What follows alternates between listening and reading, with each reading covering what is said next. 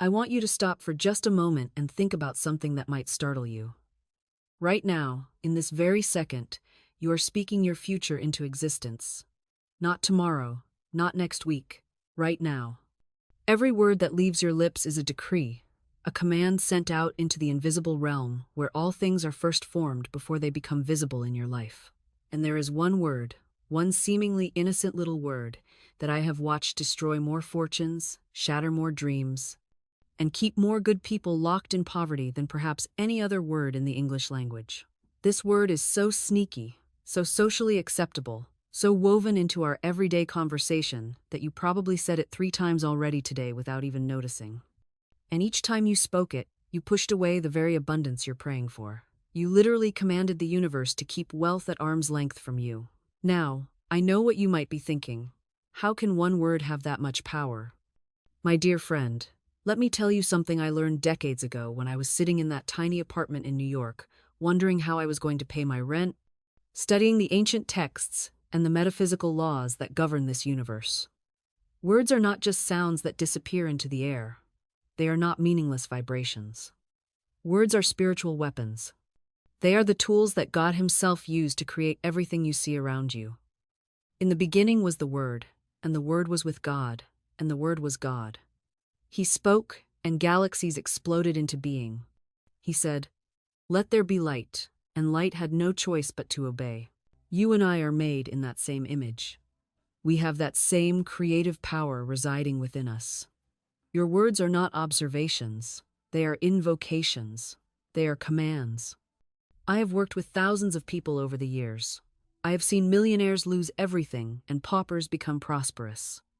And I can tell you with absolute certainty that the difference between those who manifest abundance and those who remain trapped in lack is not intelligence, not connections, not even hard work, though those things matter. The difference is in the words they speak when no one else is listening. The difference is in what they decree about their own lives. Let me ask you something right now. What are you saying about yourself? When you look at your bank account, when you see that opportunity go to someone else, when your body aches or your relationships crumble, what words come out of your mouth? Because here's what most people do. They perform an autopsy on their failures. They give a detailed, passionate, convincing speech about why things aren't working. They become eloquent storytellers of their own limitations. I never have enough money. Good things don't happen to people like me. I'm just not lucky. My family was poor, so I'll always struggle. And they say these things with such conviction, such certainty, that the universe has no choice but to respond. Your word is law. As you decree, so shall it be. You see, we think we're just venting. We think we're just being realistic, just acknowledging the facts. But every time you speak lack, you're not describing your reality, you're prescribing it. You're writing the prescription that the universe will fill with absolute precision. I once knew a woman who came to me in desperation. She was talented, educated, hardworking, everything you'd think would lead to success. But she was broke.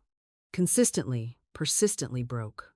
And within 5 minutes of conversation, I knew exactly why. I'm always broke, she told me. Not, I'm currently experiencing financial challenges, or I'm working through a temporary situation. No. She said, I'm always broke, with the confidence of someone stating their name. I stopped her right there. How long have you been making that decree? I asked. She looked confused. What decree? I'm just telling you the truth. No, I said. You're telling me your word, and your word has become your law. You have declared poverty over your life with such authority that the universe bows to your command. Let me ask you something radical. What if you stopped? What if right now, in this very moment, you decided that you will no longer speak against yourself? That you will no longer announce your limitations as if they were carved in stone? Because here's what most people don't realize. Asterisk, asterisk, the universe doesn't judge your words. Asterisk, asterisk. It doesn't say, oh, she's just venting, or he doesn't really mean that. The universe is impersonal. It's a mirror. It reflects back exactly what you give it. You say, I'm so tired of being broke, and the universe says, noted. More brokenness coming right up. You say, I never get what I want, and the universe says, understood. Desire without fulfillment is your reality. You see, the universe doesn't argue with you. It agrees with you. Always. Now, I can already hear some of you thinking, but Florence, I'm just being realistic. I'm just stating facts. I am broke. I do have debt. These aren't just words, they're my actual circumstances. And to that, I say, yes, those may be your current circumstances, but circumstances are effects, not causes. They are the result times of previous thoughts and words, not the origin of them. When you continually describe your circumstances, you're not being realistic, you're being repetitive. You're recreating the same reality over and over again. You're watering dead plants and wondering why nothing blooms. Let me tell you about a woman I once knew. She came to me absolutely convinced that she was unlucky in love. Those were her exact words. Florence, she said, I'm just unlucky in love. It's always been this way. I asked her, how long have you been saying that? Oh, years, she replied, since I was a teenager. And how long have you been unlucky in love? I asked. She paused. Well, years. Since I was a teenager. Do you see? She had been legislating her own loneliness. She had passed a law in the invisible realm. I am unlucky in love. And the universe had been faithfully enforcing it for decades. I told her, you must repeal that law immediately. And I watched her face change as the realizations sank in. It's one thing to understand intellectually that your words have power. It's entirely another to recognize that you've been wielding that power against yourself for 20 years. But how do I undo it? She asked me. How do I take back decades of wrong thinking? And this brings us to the most liberating truth I can share with you today. You don't have to undo anything. You don't have to go back and unravel every negative word you've ever spoken. That would be exhausting, and frankly, impossible. Instead, you simply begin speaking a new law into existence. Think of it this way. Imagine you're in a dark room, and that darkness represents all your years of negative decree. You could spend hours analyzing the darkness, understanding the darkness, discussing the darkness. Or you could simply turn on the light. The moment light enters, darkness has no choice but to flee. It doesn't put up a fight. It doesn't need to be convinced. Light and darkness cannot occupy the same space. Your new words are that light. I told her, starting right now, you will say, I am divinely irresistible. The perfect relationship now manifests in my life in the perfect way. Say it until it becomes more real to you than your old story. Now, I know what some of you are thinking. Florence, this sounds like I'm lying to myself. How can I say I'm lucky in love when my lived experience shows the opposite? And here's where we must understand something profound about truth. There are two kinds of truth operating simultaneously. There's the truth of the visible realm, what you can see, touch, and measure. And there's the truth of the invisible realm, the realm of potential, of divine possibility, of what is seeking to manifest through you. When you speak your word, you're not denying the visible truth. You're asserting a higher truth. You're speaking from the realm where things already exist in perfect form, waiting only for your recognition and acceptance. This is why affirmations work not through repetition alone, but through your recognition of what is already established in divine mind. When you affirm, I am prosperous, you're not trying to become prosperous. You're claiming the prosperity that exists for you in the realm of perfect ideas. I've watched people transform their entire financial situation through this understanding. A woman came to me, drowning in debt, convinced she was destined for poverty. I asked her to stop looking at her bank account for just 1 week and instead to begin each day by saying, Infinite Spirit, open the way for my immediate supply. Let all that is mine by divine right now reach me, in great avalanches of abundance. She resisted at first. But that's not true, she said. I have $17 to my name. I told her what I'm telling you now. You're not lying. You're selecting which reality you're going to feed with your attention. Within 3 days, an opportunity appeared unexpected, perfect, exactly what she needed. Within a month, her debt was cleared. Within 6 months, she had more than she'd ever imagined possible. What changed? Not the universe, not God. Her consciousness changed. She stopped giving power to appearances and started giving power to the truth of her divine inheritance. Here's what most people miss. Your word is your wand. Every statement you make is a decree. You're either decreeing limitation or abundance, sickness or health, struggle or ease. You cannot afford to be casual with your words. If you say, "I can't afford that," you've just commanded your subconscious to manifest lack. If you say, "Money is so hard to come by," you've ordered difficulty into your experience. Your subconscious doesn't argue. It simply says, "Your wish is my command," and proceeds to make your words manifest in your world. This is why I teach people to speak only what they wish to experience. Instead of, "I'm so tired," say, "I am filled with boundless energy." Instead of, "This always happens to me," say, "Something wonderful is happening to me now." You're not denying your current feeling, you're refusing to give it authority over your future. The Bible tells us that life and death are in the power of the tongue. Not just spiritual life and death, actual, tangible, physical manifestations of life and death, abundance and lack, joy and misery. Your words create your world. So, watch your words as carefully as you'd watch a small child near a busy street. Because here's what most people don't realize. The universe doesn't distinguish between your jokes and your serious declarations. When you laugh and say, "I'm so broke I can't afford to pay attention," the universe hears "broke" and "can't afford" and says, "Your wish is my command." When you casually remark, "Nothing ever works out for me," you've just given marching orders to every circumstance in your life. I once knew a woman who would constantly say, "I'm just waiting for the other shoe to drop." She'd receive good news and immediately follow it with those words.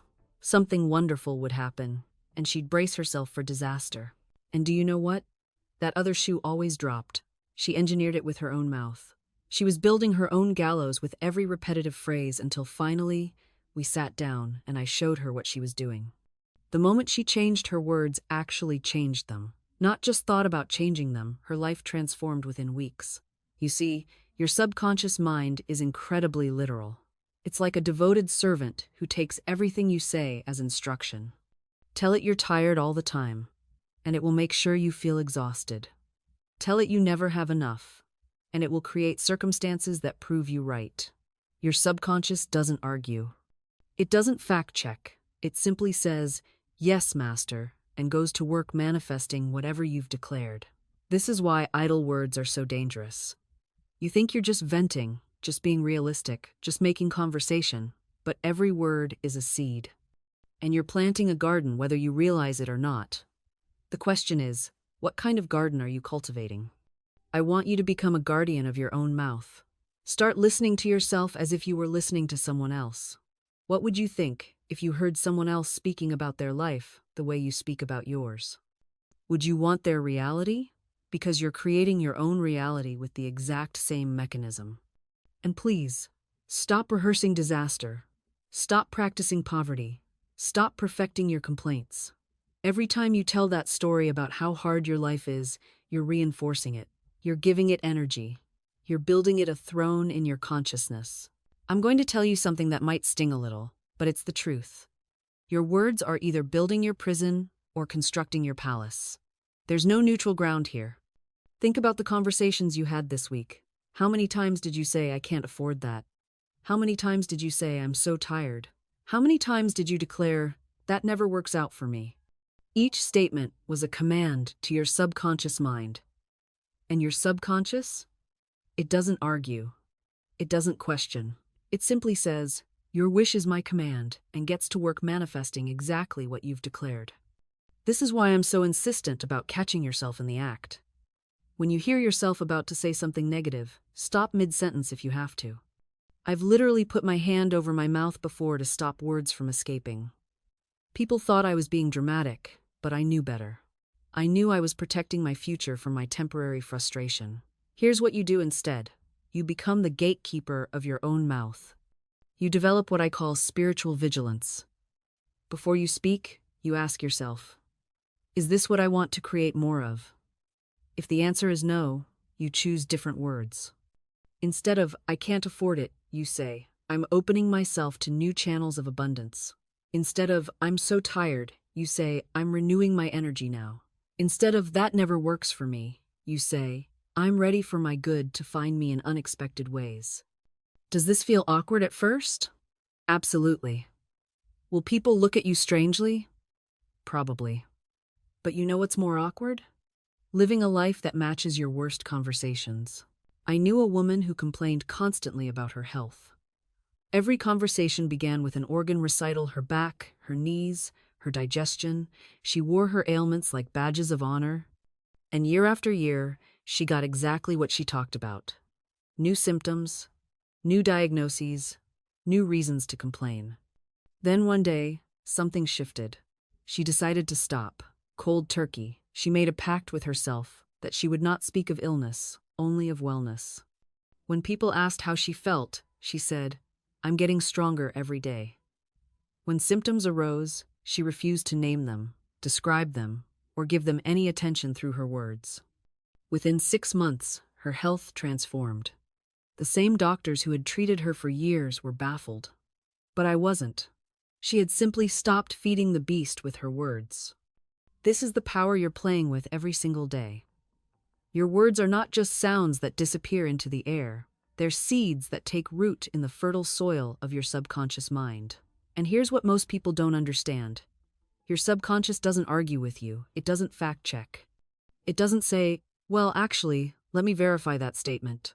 No, it accepts every word you speak as a command, as an instruction, as the absolute truth of who you are and what you deserve. When you say, "I'm so stupid," your subconscious says, "Okay, got it. Stupid it is. Let me now filter every experience through that lens. Let me make sure you forget important things, make mistakes at crucial moments, feel confused when you need clarity. It's working overtime to prove you right." When you say, "Nothing ever works out for me," your subconscious becomes a heat-seeking missile for failure. It will guide you toward disappointments, help you overlook opportunities, and make sure you notice every single thing that goes wrong while completely missing everything that goes right. This is why two people can live in the exact same circumstances and have completely different experiences. One person sees obstacles everywhere, the other sees opportunities. One person feels cursed. The other feels blessed. The difference isn't in their external reality, it's in the words they've been speaking over their lives, year after year, day after day. I worked with a woman who couldn't understand why she kept attracting financial crisis after financial crisis. Every time she got a little ahead, something would happen. An unexpected bill, a car repair, a medical emergency. She felt genuinely cursed, but then we looked at her language. Every single day, multiple times a day, she would say, "I can't afford it. Money just slips through my fingers. I'm always broke." She had been speaking these words for so long they felt like facts, but they weren't facts. They were prophecies she was fulfilling. We changed her words. Simple statements. "Money flows to me easily. I am a magnet for financial blessings. I always have more than enough." At first, it felt ridiculous to her, like lying, but she committed to it anyway. Within 3 months, she received an unexpected promotion. An old debt she'd written off was repaid. Opportunities started appearing where there had only been closed doors before. Nothing about her external circumstances had changed first. Her words changed, then her subconscious changed, then her reality changed. The universe doesn't argue with you. It doesn't debate. It simply says yes. Yes to your fear. Yes to your faith. Yes to whatever vibration you're consistently holding. You see, most people think they're asking for abundance while they're vibrating at the frequency of lack. They say they want love while radiating resentment. They declare they want success while telling stories of failure every single day. Your vibration is your prayer, and your story is what sets that vibration. I knew a man once who came to me exhausted, defeated. He'd been looking for work for months. Every morning he'd wake up and say, "Nobody's hiring, the economy is terrible. I'll probably never find anything." And what do you think the universe heard? Not his desire for work. It heard his conviction that work was unavailable. It heard his certainty of failure, and it said yes to that certainty. I gave him new words. Simple words. "My perfect work manifests now. The right opportunity finds me easily." He resisted at first. "But that's not true," he said. I don't have work. Then why? I asked him. Are you so committed to declaring what you don't want? If you're going to speak things that aren't yet visible, why not speak the things you desire? That stopped him. He'd never considered it that way. He'd been using his imagination to create more of what he feared, never realizing he could use that same power to create what he wanted. Within 2 weeks, an old colleague called him out of the blue. Within a month, he had 3 offers to choose from. 3. After months of nothing, suddenly abundance appeared. What changed? Not the economy, not the job market. His story changed. His vibration changed. The universe simply matched his new frequency. This is the part that requires courage, I won't lie to you. Because when you start speaking a new story while you're still living in the old circumstances, it feels like lying. It feels foolish. Your logical mind screams at you that you're delusional. But here's what I know. Faith is not seeing the full staircase and taking the step anyway. Faith is calling things that are not as though they were. Faith is telling a new story before the evidence appears. And that story, that new story you're telling yourself, it doesn't have to be elaborate. It doesn't have to be perfect. It just has to be different from the old one. Instead of, I always struggle, try, money flows to me easily and naturally. Instead of, I can never get ahead, whisper, I am provided for, in ways I cannot yet see. Instead of, I'm not worthy of wealth, declare boldly, the universe delights in prospering me. These are not empty words, they are seeds, and every time you speak them, you water them. Every time you think them, you tend to them. And in time, perhaps not today, perhaps not tomorrow, but in divine timing, they will break through the soil and bloom. I've watched people transform their entire financial reality by changing nothing but their inner speech. Not their job, not their skills, not their connections, just their words, just their assumptions, just their inner story. One woman came to me drowning in debt, convinced she was cursed. I asked her what she said to herself each morning. I'm broke, I'm buried, I'll never escape this. Every single day, that was her morning prayer. I gave her new words. I am debt-free and prosperous. She resisted at first. But it's not true, she argued. I said, not yet, but which story serves your future? The one that keeps you stuck or the one that sets you free? Within 6 months, unexpected checks arrived. Old debts were forgiven. New opportunities opened. But here's what's important. The outer change followed the inner change. She didn't get out of debt and then feel abundant. She felt abundant first, in her imagination, in her words, and then the debt dissolved. This is the proper order of creation. Inner first, outer second, always. So where are you still telling the old story? Where are you rehearsing lack, limitation, and struggle?